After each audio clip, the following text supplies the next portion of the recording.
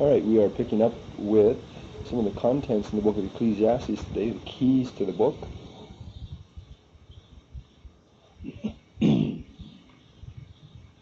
J. Vernon McGee thinks that, or states what everybody says, that vanity is the major theme and word of the book. 37 times it's used.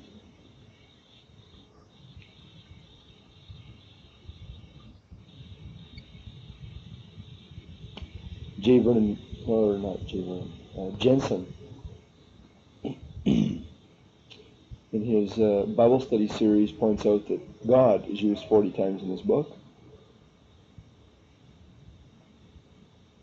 And there are a number of other sub-themes that stand out. For example, in chapter 1, work is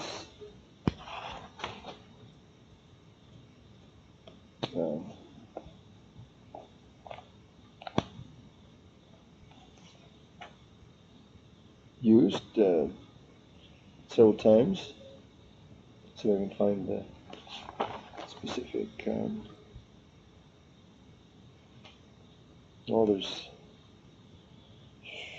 1, 2, 3, 4, 5, 6, 7, 8, 9, 10, 11, 12, 13, 14, 15, 16, 17, 18, 19, 20, 23 references in the book to labor or works. Probably another 24 references to other words. So there's at least 40 some references to labor.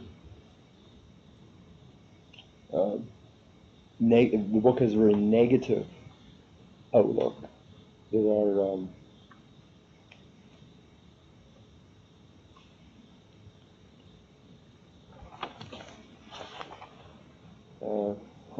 15, another 30, 45, another 30, 75, another 20. There's almost 100 references to negatives, like neither or not. I'll give you a few examples.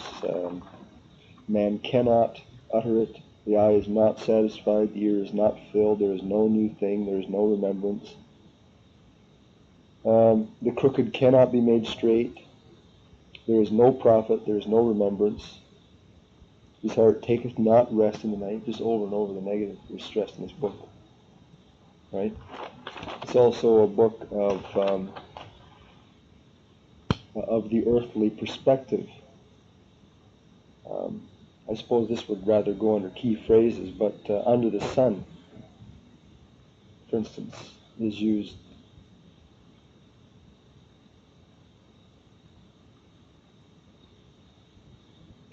29 times in this book, the phrase under the sun.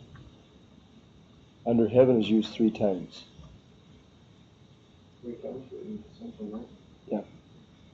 A couple of good references where the phrase is used twice in 8:15 and also in 9:9. 8:15 it says, "Then I commended mirth, because a man has no better thing under the sun than to eat and to drink and to be merry, for that shall abide with him of his labor the days of his life, which God giveth him under the sun." And in chapter 9, verse 9, "Live joyfully with the wife whom thou lovest all the days of the life of thy vanity, which he has given thee under the sun, all the days of thy vanity. For that is thy portion in this life, and in thy labor which thou takest under the sun."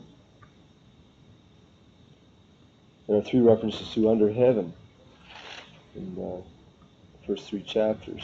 Chapter 1, verse 13, "I gave my heart to seek and search out by wisdom concerning all things that are done under heaven." Chapter. Thought you were going to say something. Chapter 2, verse 3, "I sought in my heart to give myself to wine, yet acquainting my heart with wisdom, and to lay hold on folly, till I might see what was that good for the sons of men, which they shall do under the heaven all the days of their life." And in 3:1, "To everything there is a season and a time to every person of purpose under the heaven." Comment. This is found Another key word to heart. First 8:16. I fed my heart, 9:1. Concerning my heart. 9:7. For the married heart. The new cycle verses there about people's hearts. 10:2. The wife man's heart. It's a good point. I lumped it together with a bunch of other phrases or words that show personal experience. It's a book on personal experience, his own heart. Right? When you put that together with the personal pronouns, I, it's just full. Particularly the first 6, 7 chapters, it's based on his experience. I would say there are probably about 30, 35 references to his own personal experience in the book, like direct ones. You look at the verbs, I was king, I gave my heart, I have seen, I spoke, I am come to great estate, I have gotten more, I gave my heart, I perceived, I said, I sought, I made, I planted, I got. Oh, the book is also, well, there was one other thing I wanted to mention about the earthly perspective of this book. The phrase under the sun 29 times, under heaven 3 times, upon earth 6 times. Okay. Those 3 phrases go together.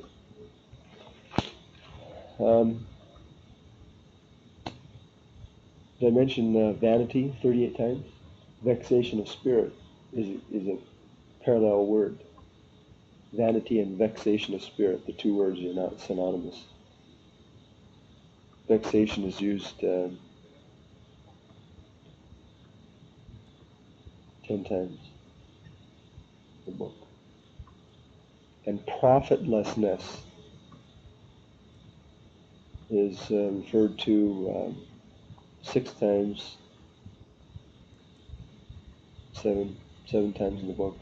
There is no profit, chapter 2, verse 11. The question is asked, what profit hath a man of all his labor? 3 times that's asked. The profit of the earth is for all, chapter 5, 9.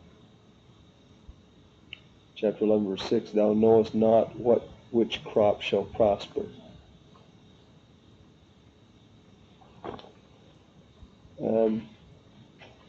There's a real emphasis in this book on death, a very morbid perspective. A variety of words is used to bring across this point. He uses the word passes away several times. Chapter 1, verse 4, one generation passes away. He talks about one event, referring to death, the final event. Right? Chapter 2, verse 14.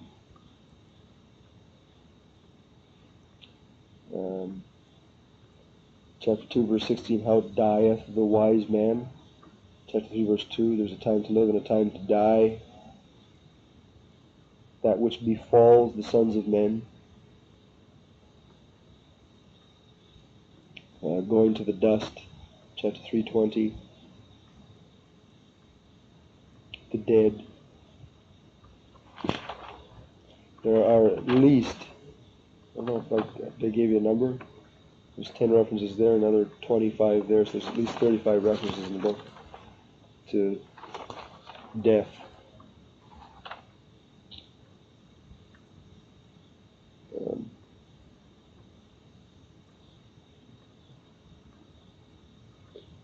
There are very few spiritual references in this book. That is, statements from the spiritual perspective.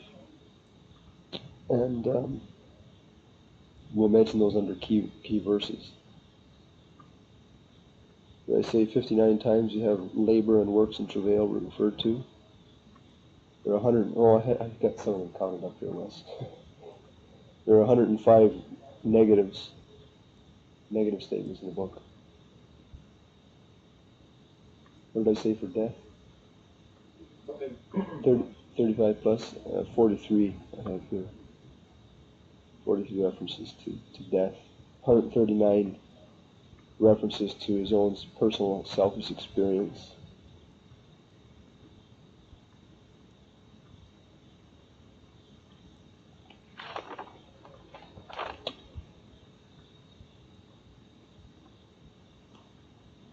All right, that'll give you an idea of some of the themes in this book.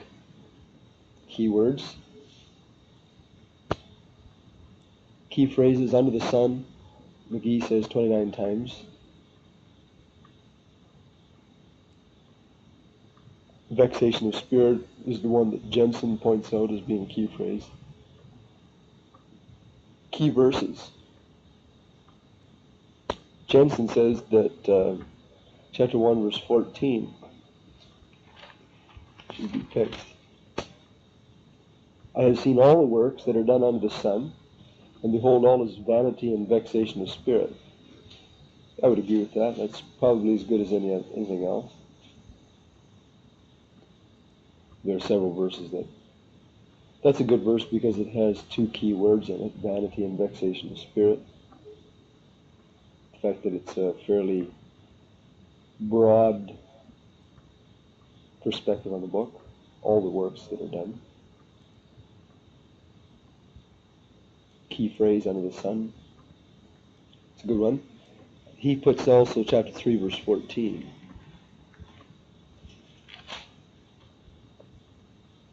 I know that whatsoever God doeth, it shall be forever, nothing can be put to it, nor anything taken from it. God doeth it that men should fear before him.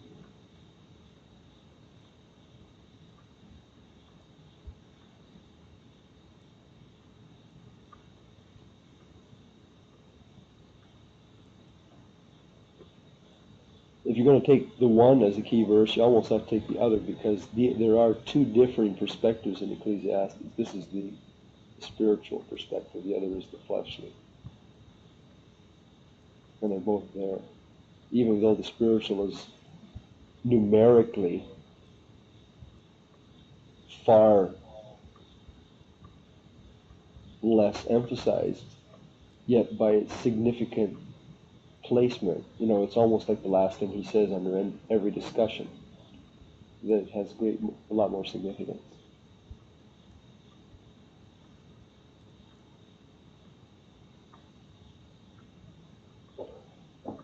As far as key chapters go, before I leave the key verses, I did want to say that I think that you have to take these 5 spiritual conclusions in the book as key verses. Any one of them would be good as a representation, right, of the point, but I'll give them to you. Chapter 3, verses 10 to 14 is the first one. Chapter 5, verses 18 to 20. Chapter 9, verses 7 to 10. And chapter 11, 9 through 12, 1. And the final one is the last 2 verses of the book, 12, 13, and 14. Let's read those. I'll read the one in chapter 3, you read the one in chapter 5 and 11. Chapter 3, verses 10 to 14. I have seen the travail which God has given to the sons of men to be exercised in it. He has made everything beautiful in its time.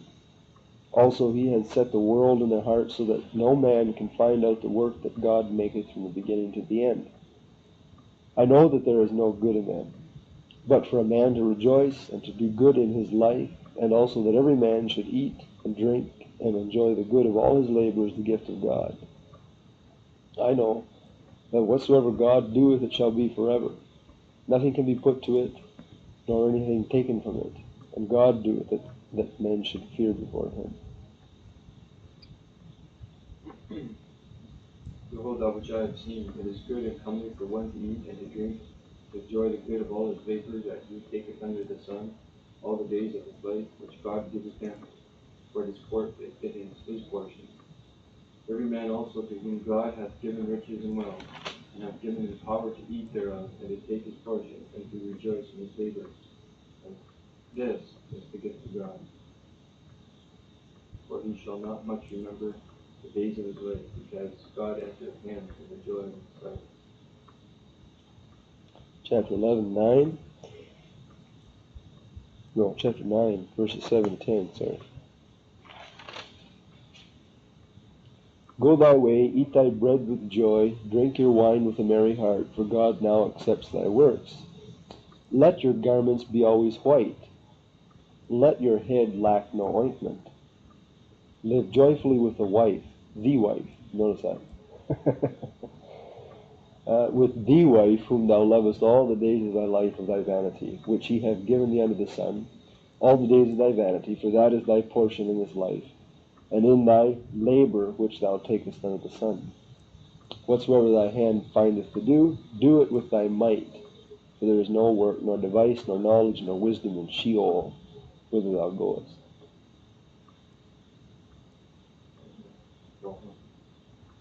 Rejoice, O young man, in thy youth, and let thine heart cheer thee in the days of thy youth. Walk in the ways of thine heart, and in the sight of thine eyes. But know thou that for all these things God will bring thee into judgment. Therefore remove sorrow from thy heart, and put away evil from thy flesh, for childhood and youth are vanity. Remember now thy Creator in the days of thy youth, while the evil days come not, for the years draw nigh, when thou shalt say, I have no pleasure in it. And 12, 13, and 14. Let us hear the conclusion of the whole matter. Fear God, keep his commandments, for this is the whole duty of man. Why? For God shall bring every work into judgment with every secret thing, whether it be good or whether it be evil. And it's only because of these 5 passages in the book of Ecclesiastes that you can, I should rephrase that. It's not only because of these 5 passages, but these are the 5 redeeming passages in the book. If you didn't have them, you might as well read something out of the Apocrypha. Sure. But these 5 passages really show us that Solomon, even though he had the prevailing frustration of having turned away and lived his life for himself and was disillusioned, yet he had turned back in his old age. And he had this to say. This was spiritual advice. And it's really good. I just wanted to make a very practical, or maybe a personal experience comment here. About 5 years ago, I was working for Eleanor Joseph's husband. I was doing some stonework in their basement. I was covering their wall with rock, mortaring it up and stuff. And I worked there for most of 2 months, maybe just part time. Whenever I got a chance, I'd go down. And he's not a believer. He's a hard-working guy, as guys go. He's the kind of person that Solomon says, go thy way, eat thy bread, and drink thy wine, enjoy life, enjoy your work, sort of thing. And that's his attitude. And there was one thing that he said one day to one of his sons. One of his sons was supposed to go mix my mortar for me to help me. He was a teenager then. And he was kind of complaining about it. And I don't know if Gerald knew that I was even there, or if he did, he didn't care. But he was lacing into his lazy whelp with a kid sort of thing, and giving him a real working over, tongue lash. And what he said stuck in my head because somewhere I'd heard that before. But I don't think he got it out of the Bible, but it was almost word for word for what Solomon says in Ecclesiastes 9:10. He says, whatsoever your hand finds to do it, do it with your might. And he says, there's one thing you ought to learn, son. This is what he said, He said, you got to work hard. You got to play hard. He says, do the best you can, sort of thing. I never forgot that. It was like he just imprinted it on my memory. And then when I read it in Ecclesiastes, it brought it right back. And I know exactly what that guy is. And I know I think I'd start with him in Ecclesiastes. Yeah. This book is not an old-fashioned book. This is up to date. It's, the mentality, the worldly perspective here is really common in our century. And a couple of those passages you read, what made me think of is every man also to whom hath given riches and wealth, hath given power to eat thereof, and to take his part and rejoice in his labor. This is the gift of God. Some of those that hold to them. Be a good way to start. Prosperity among Christians. And you can't gainsay that. It's true, even though we don't agree with their lifestyle. It is true that whatever God has given to us, it's a gift. Yeah. Every good and perfect gift comes down from the Father. That's what they do with it. So, we have to remember that the book of Ecclesiastes was written, has subsequently been commented on by the Holy Spirit. Right? In its time, in the Jewish milieu, this was the epitome. Right? Remember, in Solomon's days, he made every Jew a master. They ruled those indigenous peoples. And it was the plan for the age, They subjugated everybody else, and they enforced proselytization and stuff like that. Today, Jesus' words and the epistles have shown that while this is good in itself, it's not the end. Sacrifice is better. Right? Sacrificial ministry to others, giving up what you've got, suffering, being willing to lay down your life, and so forth. Has since then been superseded or complemented by further revelation, and this isn't the end of the story. Solomon didn't know that, but we do. So when you preach from the book of Ecclesiastes or draw principles out of it, you have to be careful to make sure you, first of all, compare your conclusions from Ecclesiastes to what it says later, because you could get into a little hot water if that's all you preached. But sure, in this book you can find nihilism, which is the doctrine that nothing matters. You're just going to die anyway. Like the ultimate pessimism is what nihilism is. You can find hedonism, right? Just enjoy life. Sure. It's all here. Communism, sharing what you have. Why gain riches? Don't be wealthy. It's useless. Share it with everybody else. That sort of thing. You can find all of these philosophies in the book of Ecclesiastes. It's kind of an interesting thing. So I would say that you have to take those 5 passages as key verses to the book, or even at least one as a representation.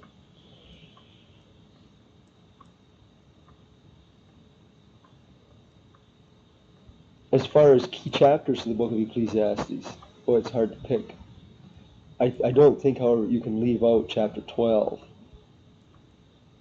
I mean, this is where the book ends, and it concludes his driving force. This 12th chapter has a dominant emphasis on remember God while you're young, because when you're old, you don't have any more chances, And when you boil it right down to it,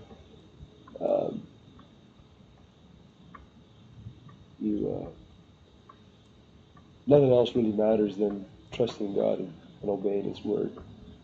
So I think you have to take chapter 12 as a key. Pretty hard to choose the other chapters.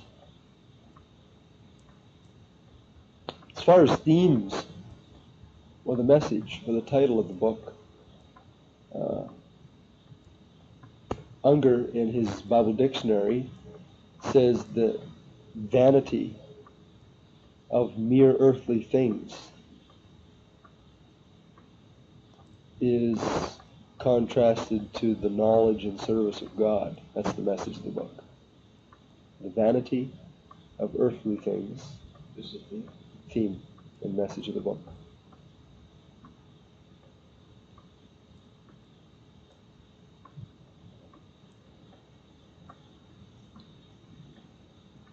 the vanity of mere earthly things is contrasted to the knowledge and service of God.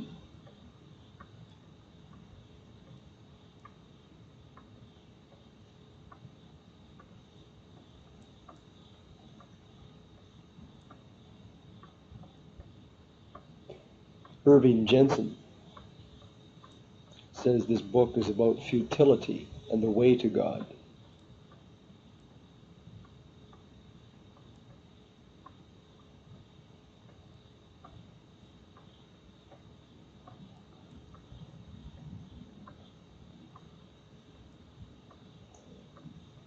I preached on Ecclesiastes a couple years back, and I did one message on it down at Espanola. And you've met Cleaver, haven't you? And after I finished that morning, he was all excited. He'd never heard anybody speak on the book that way, and so he came over that afternoon and dropped a book off where I was visiting, and it was a pictorial commentary on Ecclesiastes. Did I ever show it to you? Yeah. It was a fascinating book. Very few words. The first half of the book was just a pictorial commentary. It would have the reference and the verse, key verse of each chapter, and it would have a few pictures to illustrate. It was good. And I don't know whether I got it out of that book or somewhere else, but somewhere in my readings, or maybe even Cleaver said it to me. He said the book of Ecclesiastes is like the negative of a photograph. It shows us Christ and the godly life by showing us the opposite. Christ is not mentioned in the book, but you don't read the book without getting the concept that life really isn't vain. It's like reading 1 Corinthians 15:58. I beseech you therefore, brethren, it's an exhortation by the mercies of God that you therefore, therefore, my beloved brethren, be ye steadfast, unmovable, always abounding in the work of the Lord. Why? For as much as you know that your labor is not in vain in the Lord. And that really is what the book of Ecclesiastes teaches. Your labor is not in vain. But it does it from the other way around. It's almost like listening to a Nicky Cruz testimony or something. Where you hear all the negative, the garbage, and the bad experience, and the frustration of being a non-believer. And it drives you to the fulfillment of the person of Christ. So when you think about the theme of the book, it's a good concept. I don't know. I can't tell you where the source for that is, but it's a good idea to jot that down. The book is like a negative of a photograph.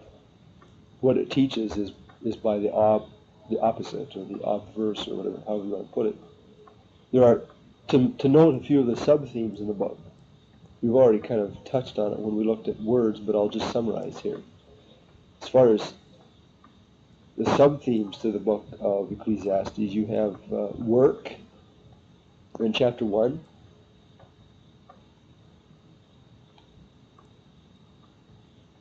Verses 3 to 11. Wisdom, chapter 1, verses 12 to 18. Pleasure and wealth, chapter 2, verses 1 to 26. Also chapter 5, verse 8 through 6:12. Chapter 2, verses 1 to 26. And chapter 5, verse 8 through 6:12.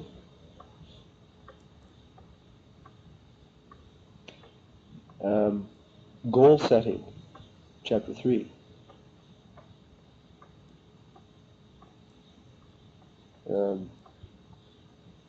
Righteous causes, chapter 4.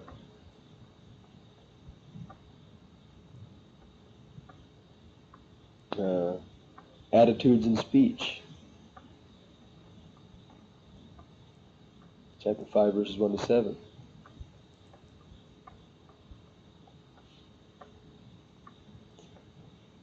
The nature of man, chapter 7. It's kind of interesting. In that passage, you have one of those key verses that you use in anthropology, Ecclesiastes 7:20. There's not a just man upon the earth that doeth good and sinneth not. It comes in that chapter. Anthropology, really. You have citizenship, discussed in chapter 8.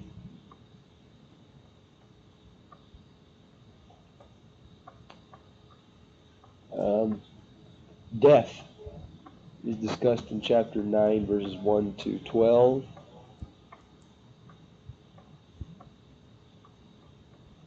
And chapter 11 and 12.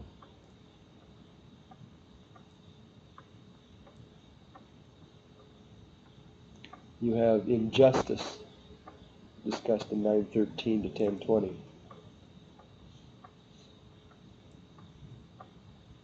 Those are major sub-themes.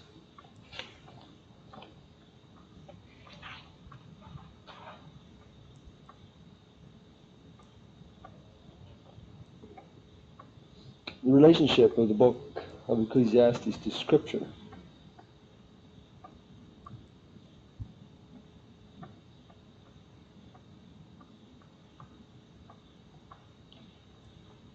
J. Vernon McGee says that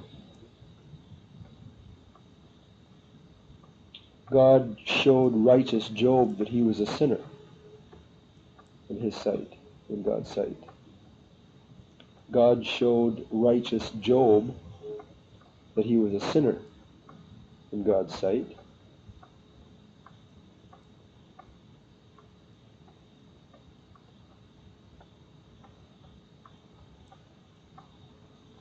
God showed wise Solomon that he was a what?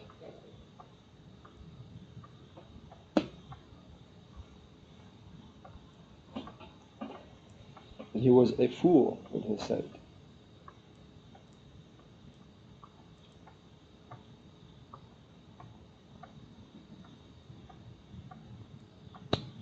Irving Jensen classes Ecclesiastes with Job and Psalms as one of the didactic poetical books.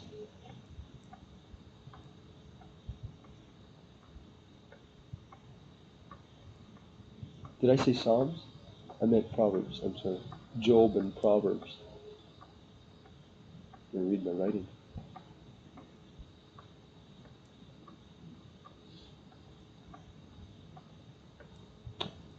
Jensen adds this, I thought this was almost like a quotable quote, but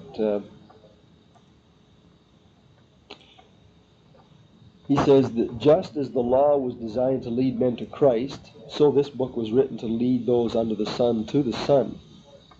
Play on words. As the law was designed to lead men to Christ,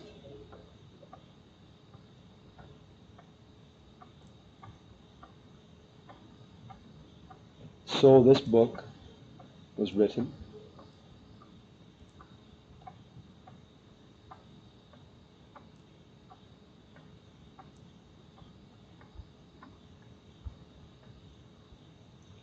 to bring those under the sun, quote unquote, to the Son, S-O-N. And he uses Hebrews 1:1 as a reference. That God, who at sundry times and in diverse manners spoke to the prophets spoke to the fathers by the prophets, has in these last days spoken to us by his Son. Right? Again, that sort of shows one unique difference or parallel between the law of the Old Testament and the book of Ecclesiastes. It has a larger purpose, clearly.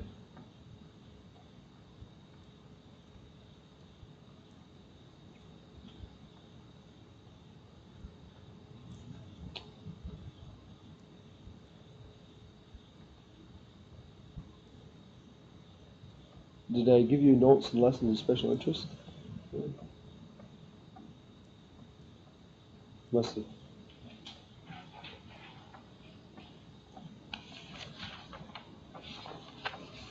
Well, let's go to the outlines of the book then.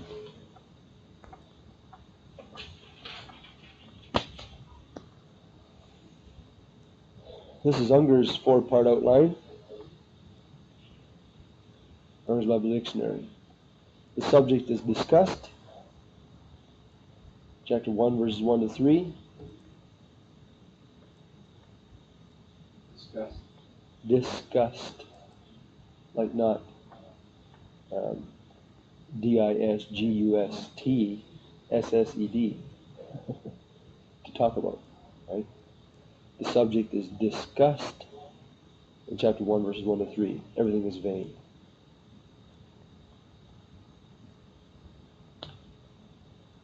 Second point, the subject is proved. Chapter 1, verses 4 to 11.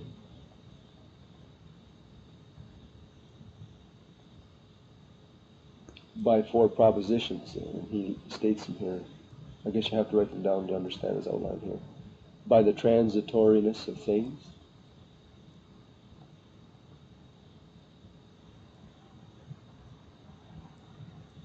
By the existence of evil.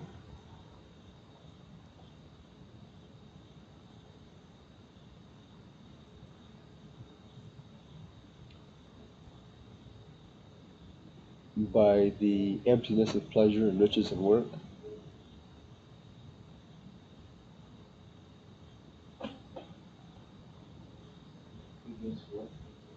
By the emptiness of pleasure and riches and work.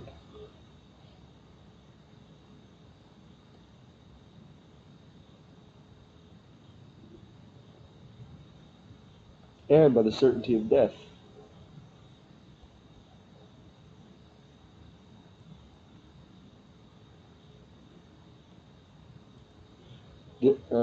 I need to fix up something there. The subject is proved not just in chapter 1, verses 4 to 11. It goes from chapter 1, 4 through 3:22.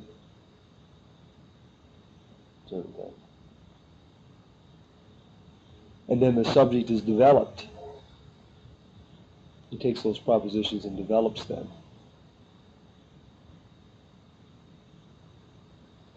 Chapter 4, 1 through 12:8. In consideration of 1, 2, 3, 4, 5, 6, 7 things. This is the way he outlines it. Right? He develops the subject in consideration of life's injustices,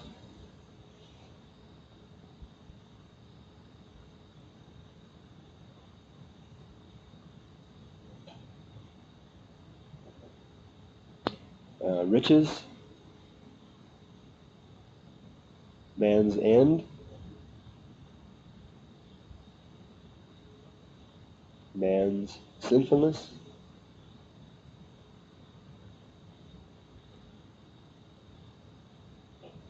inscrutable divine providence,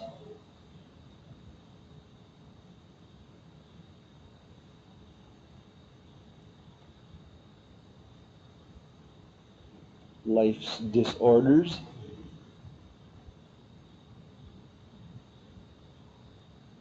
and the vanity of youth and age.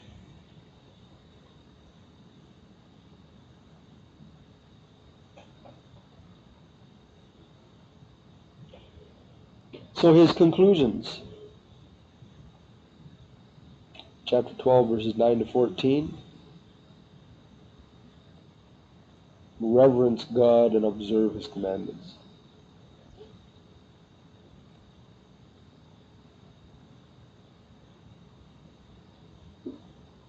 That's not a bad outline. I kind of like it. Better than mine. J. Vernon McGee. It's not literary. Pardon? It's not literary. Well, but that's up to you. You got a thesaurus. So. It's more important to have the logic than it is the alliteration. Right? You agree? No? Next question. J. Vernon McGee has a logical outline too. The problem stated, all is vanity, chapter 1, verses 1 to 3. It's funny how these guys come up with the same numbers. The experiment made, chapter 1, 4 to 12, 12. The experiment made, chapter 1, 4 through 12, 12.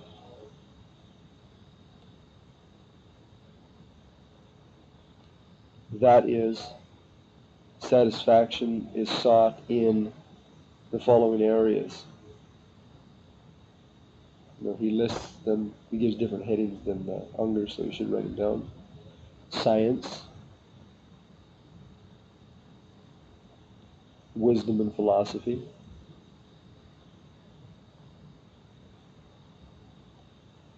pleasure, materialism,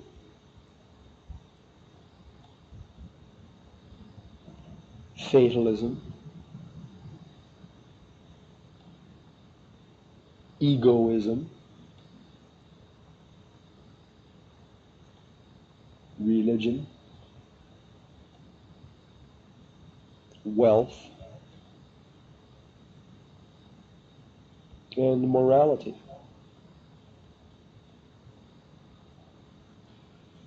The result of the experiment, chapter 12, verses 13 to 14, two things. First, all things under the sun are vanity.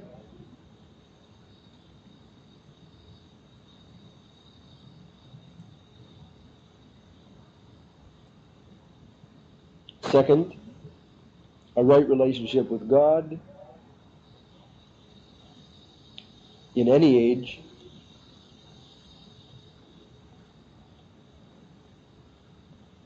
through the way He has made. Are you up to me? Well, I'm shortening it a bit. Oh, okay. A right relationship with God in any age through the way He has made brings the only abiding satisfaction.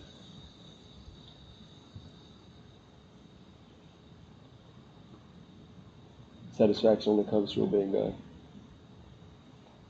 What'd you put? Just right relationship with God brings abiding satisfaction. Okay. Okay. Jensen has a real nice short outline. You're going to like this. This is not alliterated, but it's easy to remember. It doesn't tell you much, but it's easy to remember. This is a 6-part outline. Introduction, 1 to 11. The first sermon, chapter 112 to 315. Do numbers backwards. The numbers first? Yeah. Okay. 316 to the end of chapter 5. So he didn't give the verse. 520 is the second sermon. 6:1 to 8:13.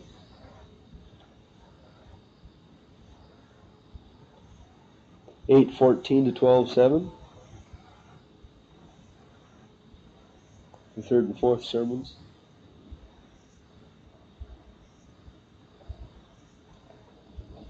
12:8 to 14. Conclusion. Now, let me give you the inspired outline here. I have it here somewhere. This is real good.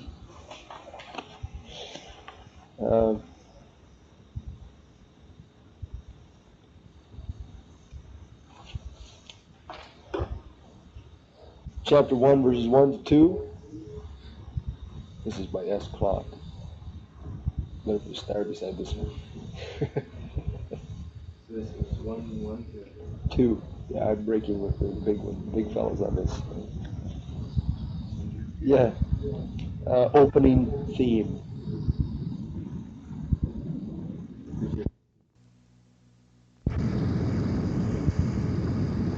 Morning, Ken. We're just going to finish off that Ecclesiastes outline here in the next 30 seconds. The opening theme is chapter 1, verses 1 to 2, everything is useless. Chapter 1, 3 through 4:16.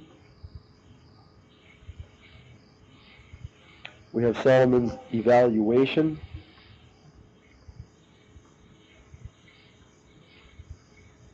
And experience.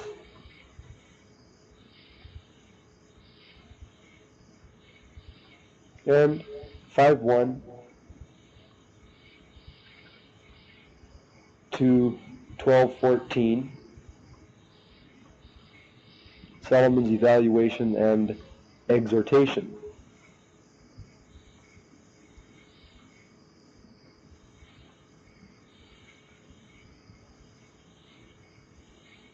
And just a note on that, the reason that I made that division between chapters 4 and 5 is that you don't have any imperatives in the first 4 chapters of the book. The imperatives only start in chapter 5. And the majority of the personal experience, like the personal pronouns and stuff, are all found in the first 4 chapters. So, if you want to know the details, we'll talk about it later. Maybe I'll be willing to sell it to you. Okay, that's it for today. We'll finish this side off with theology.